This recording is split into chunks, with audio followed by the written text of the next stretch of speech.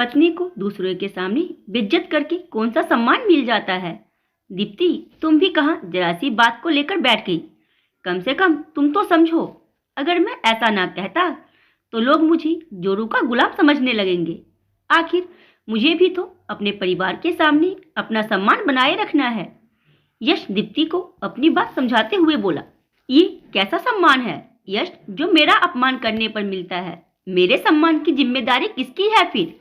कितनी घटिया सोच है तुम्हारी। अपने सम्मान के लिए मेरा अपमान कर रहे हो। दीप्ति यश की बात का जवाब देते हुए बोली, यार तुम औरतों की यही समस्या है, छोटी सी बात को रबर की तरह खींचकर लंबा कर देती हो। ऐसा क्या कह दिया मैंने? सिर्फ इतना ही तो कहा था कि बिना मेरी इजाजत के घर से बाहर कदम नहीं रखोगी। पति होने के नाते क्या मैं तुमसे इतना सा नहीं कह सकता? यश अपनी बात को सही ठहराते हुए बोला, अच्छा सिर्फ इतना ही कहा था? दीप्ति ने प्रश्न भरी नजरों से यश की तरफ देखा, पर दीप्ति को जवाब देने की जगह वह दूसरी तरफ मुंह करके सो गया। इस बार यश दीप्ति को जवाब देने के मूड में नहीं था, क्योंकि वो जानता था कि वो गलत है। लेकिन दीप्ति उसकी आंखों से तो नींद कोसों दूर थी। कितनी बुरी तरह से लताड़ा था यश ने उसे, जैसे उसका कोई अस्तित्व ही ना हो। अपनी माँ और बड़े भाई के सामने अपनी टेक दिखाने के लिए किस तरह से उससे बात कर रहा था। एक पल भी नहीं लगाया कहने में कि अगर बाहर कदम भी रखा तो तुम्हारी टांग तोड़कर रख दूंगा। भला कोई इस तरह अपनी पत्नी से बात करता है? अब समझ में आ रहा था कि इस घर में उसकी जेठानी जिया क्यों दबी दबी सी रहती है। बात सिर्फ इतनी सी थी कि शाम को जेठानी जिया और दीप्ति रसोई में काम कर रही थी।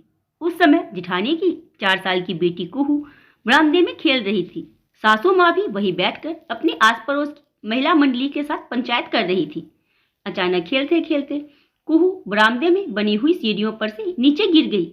हालांकि सीढ़ी 2 ही थी, लेकिन नीचे रखे गमले से उसका सिर टकरा गया और उसके सिर पर चोट लग गई। इस कारण कुहू जोर जोर से रोने लगी। लेकिन सासू माँ से ये भी नहीं हुआ कि जाकर उस बच्ची को उठा तो ले। जब जिया दौड़कर बाहर आई तो देखा कि कुहू के सिर से खून बहने लगा है। ये देखकर जिया ने अपने पल्लू से उसके सिर को दबाया ताकि खून बहना बंद हो। तब तक दीप्ति भी बाहर आ गई, लेकिन तभी सासू माँ बोली, अरे कुछ नहीं हुआ है, जो दोनों की दोनों काम छोड़कर बाहर आ गई हो। ये देखकर जिया तो कुछ ना बोली, पर उसकी आंखों से बहते आंसू बहुत कुछ बोल गए। ये दीप्ति से बर्दाश्त नहीं हुआ। वो तो शुरू से ही बागी स्वभाव की रही थी। वो बोली, अम्मा जी, कुहू को कितनी चोट लगी है, देखिए खून भी बह रहा है, उसे अस्पताल लेकर चलिए। अरे कुछ ना हुआ है इसे, लड़की जात है, इस छोटी मोटी चोट से कुछ नहीं होता। लड़कियां तो पल जाती है, थोड़ा सा नारियल का तेल लगा दे, सब सही हो जाएगा। कहकर अम्मा जी अपने महिला मंडली से फिर बातें करने लगी। लेकिन दीप्ति से ये बर्दाश्त नहीं हुआ कि अपनी ही पोती को रोता देखकर उनका दिल नहीं पसीज रहा, जबकि उसका खून तो रुकने का नाम ही नहीं ले रहा। और ये तो सिर की चोट अलग है। वो आनन फानन में अंदर कमरे में गई, अपनी अलमारी से कुछ पैसे निकाले और बाहर आकर जिया की गोद से कुहू को ले लिया और पैदल ही नुक्कड़ की तरफ चल दी। नुक्कड़ पर पहुंचकर वहां से ऑटो कर कुहू को अस्पताल लेकर गई और उसकी मरहम पट्टी करवाई। लेकिन इधर सासू माँ गुस्से में भर चुकी थी। उन्हें बिल्कुल अच्छा नहीं लगा कि उनकी सखियों के सामने उनकी बहू ने उनकी बात काट दी और अपनी मनमानी करती हुई घर से बाहर निकल गई। जब तक दीप्ति कुहू का इलाज करवाकर वापिस आई, तब तक यश और उसके बड़े भैया राकेश घर आ चुके थे और सासू माँ ने उन्हें हर बात नमक मिर्च मसाले के साथ परोसी थी।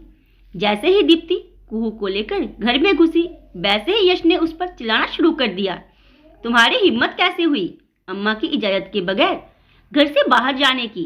थोड़ा सा इंतजार नहीं कर सकती थी, जो अकेली ही घर के बाहर निकल गई? हम लोग आ ही तो रहे थे घर पर। उसकी बात सुनकर दीप्ति एक पल के लिए हैरान रह गई।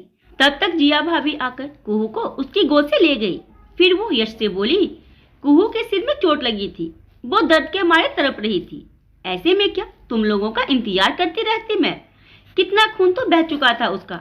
अरे तो थोड़ी देर में कुछ ना होता उसे, जो मेरे मना करने के बावजूद घर से बाहर निकल गई। इतनी औरतों के सामने बेइज्जती कर दी मेरी। क्या सोच रही होंगी वो लोग कि मेरी बहू तो मेरी सुनती ही नहीं है। सासू माँ बीच में ही बोली, आपको लोगों के सामने अपनी इज्जत की पड़ी है। आप कुहू की दादी हैं, मेरी जगह कुहू को लेकर तो आपको भागना चाहिए था, लेकिन आप तो बस करो, तुम बराबर अम्मा को जवाब दिए जा रही हो। खबरदार, जो मेरी इजाजत के बगैर घर के बाहर कदम भी रखा तो टांगे तोड़ के रख दूंगा तुम्हारी। औकात में रहना। अचानक यश जोर से चिल्लाया। दीप्ति हक्की बक्की सी उसे देखती रह गई। यश का ये रूप तो शादी के 4 महीने में कभी उसने देखा ही नहीं था। मानती थी कि ये परिवार रूढ़िवादी था। सासू माँ को पोती पसंद नहीं थी, क्योंकि वो घर में पहला बच्चा पोता ही चाहती थी। इसलिए कभी कुहू से उनका खास लगाव नहीं रहा। पर इस तरह की भाषा भी परिवार के लोग बोलते हैं, उसे यकीन ही नहीं हो रहा था। अब खरी खरी देख क्या रही हो, जाओ अंदर, यश दोबारा चिल्लाकर बोला। दीप्ति को कुछ सूझा नहीं तो चुपचाप अंदर आ गई। सासू माँ ने इसे अपनी जीत समझी और तनकर सोफे पर जाकर बैठ गई। अब दीप्ति ने इस बारे में यश से कमरे में बात की तो यश का जवाब सुनकर वो हैरान रह गई। मतलब उसका अपमान करके यश को घर में बड़ा सम्मान मिल रहा था। खैर, सोचते सोचते काफी देर बाद दीप्ति की नींद लग गई। अब रात भर ढंग से नहीं सोई तो सुबह कहाँ जल्दी उठती। सुबह उठने में उसे देर हो गई। बस इसी बात को सासू माँ ने पकड़ लिया और जोर जोर से चिल्लाने लगी। उनकी आवाज सुनकर यश हड़बड़ाकर उठा। दीप्ति को पास में सोता देखकर उसे झकझोरकर उठा दिया। अरे जल्दी उठो, अभी तक सो रही हो। दीप्ति हड़बड़ाकर उठी और फटाफट कमरे से बाहर निकली। उसे देखते ही सासू माँ बोली, देखा कैसे जानबूझकर आज महारानी उठी ही नहीं। घर में तो नौकर चाकर लगे हैं ना, जो आकर घर का काम कर जाएंगे। भला ये बहुओं के ससुराल में रहने के लक्षण है। दीप्ति को गुस्सा तो आ रहा था, पर जवाब ना देकर वो रसोई में जाने लगी। सिर दर्द तो वैसे भी हो रहा था। सोचा पहले चाय बनाकर पी ले। तभी यश भी बाहर निकलकर आ गया। उसे देखकर सासू माँ ने अपनी आवाज ऊंची करते हुए कहा, देख ले यश, तेरी बीबी के लक्षण। यहाँ सास बोले जा रही है, पर ऐसा नहीं कि उसे जवाब तो दे दे। मुंह उठाकर सीधे रसोई की तरफ चल दी। अरे मुझसे बात नहीं करना चाहती तो साफ साफ कह दे। अम्मा की बात सुनकर यश गुस्से में दीप्ति से बोला, अम्मा तुमसे कुछ बोले जा रही है, तुम जवाब क्यों नहीं दे रही हो? अम्मा को जवाब दे दोगी तो घिस नहीं जाओगी। कल जब मैंने जवाब दिया था तब भी आप बोल रहे थे कि जवाब पर जवाब दिए जा रही है, और आज मैं चुप हूँ तो भी समस्या है। आखिर मैं करूँ तो करूँ क्या? उसकी बात सुनकर यश गुस्से में चिल्लाकर बोला, बस करो, तुम ज्यादा जुबान चला रही हो। अगर अब एक शब्द बोला तो तुम्हारा मुंह तोड़। चुप करो, तुम पत्नी हो तुम्हारी, कोई गुलाम नहीं हूँ जो इतनी बदतमीजी से मुझसे बात कर रहे हो। दीप्ति के इस जवाब से ये शक्का बक्का रह गया। वही सासू माँ बोली, हे भगवान, अपने पति तक से जुबान लड़ा रही है ये। तेरी यही हैसियत है तेरी बीवी के सामने, जो सबके सामने तुझे जवाब दे रही है। यश को सुनाते हुए बोली। तब तक यश दीप्ति से बोला, तुम पत्नी हो मेरी, मेरे सम्मान की जिम्मेदारी तुम्हारी है। तुम इस तरह से सबके सामने मेरा अपमान कैसे कर सकती हो? अच्छा, तुम सबके सामने मुझे बेइज्जत करते रहो, अपने सम्मान के लिए मेरा अपमान करते रहो, और मुझसे उम्मीद करते हो कि मैं सबके सामने गूंगी गुड़िया बनकर तुम्हारी इज्जत बनाए रखूं। इज्जत दोगे तो इज्जत मिलेगी, वरना जिस तरह की भाषा तुम बोलते हो वो भाषा मुझे भी बोलनी आती है। दीप्ति के इस जवाब से सब लोग हैरान रह गए। हालांकि उसके बाद यश की हिम्मत नहीं हुई कुछ कहने की, क्योंकि दीप्ति बराबर जवाब दे रही थी। उसके बाद दीप्ति को तेज जुबान वाली बहू, बदतमीज बहू, कई तरह के नामों से नवाजा गया। पर क्या फर्क पड़ता है, कभी कभी अपनी इज्जत के लिए बेशर्म तो होना ही पड़ता है।